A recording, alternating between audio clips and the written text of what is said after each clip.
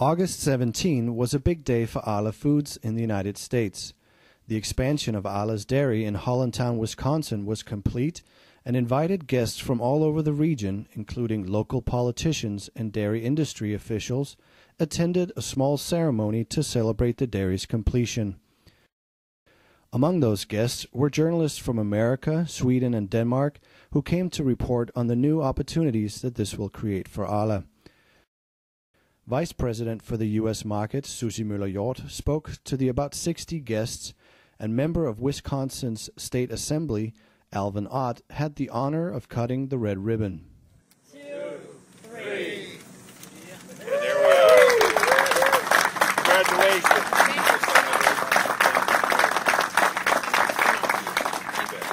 Honestly, ladies and gentlemen, this is a very serious, a very special moment, I'm sure, for Arla. May I just say congratulations? Arla's American adventure is mostly about one thing: cheese. Specialty cheese, such as Havarti and Gouda, are produced at the dairy in Hollandtown.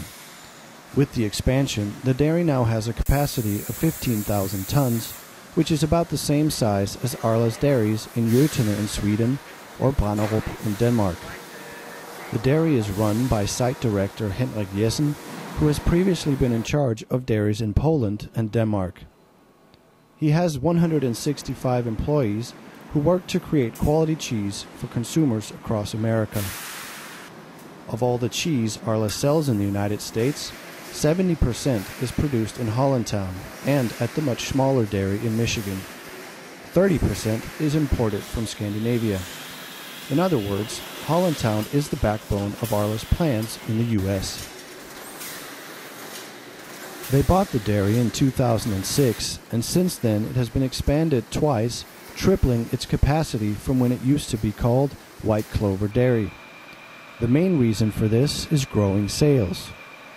In spite of the recession, Arla has managed to maintain double-digit growth in the past 3 years. And although the coming year is expected to be one of the toughest so far, the company still expects the growth to continue. Arla sells 16,000 tons of cheese to U.S. consumers each year, mostly Havarti, Gouda, Edam, Fontina, and Munster.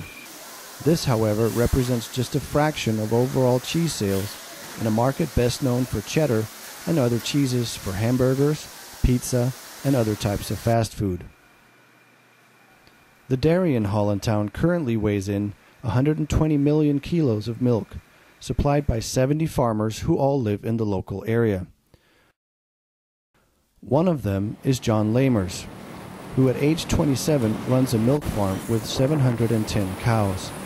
The farm has supplied milk to the dairy in Hollandtown for more than 30 years, but seeing what Arla has done with the dairy since the takeover in 2006 has left John Lamers impressed. The difference since Arla took over from when it was White Clover Dairy, when it was White Clover, it seemed like the business was kind of stagnant, if not declining, and there was really no money put into expansion or product development. And when they had their first producer meeting and they put the slideshow up there of what all the proposed expansions were, at that time everybody kind of looked at each other and said, that's never going to happen. Well, here we are, whatever it is, 4 or 5 years later, and everything's right on schedule the way it was said it was going to be, and very impressive.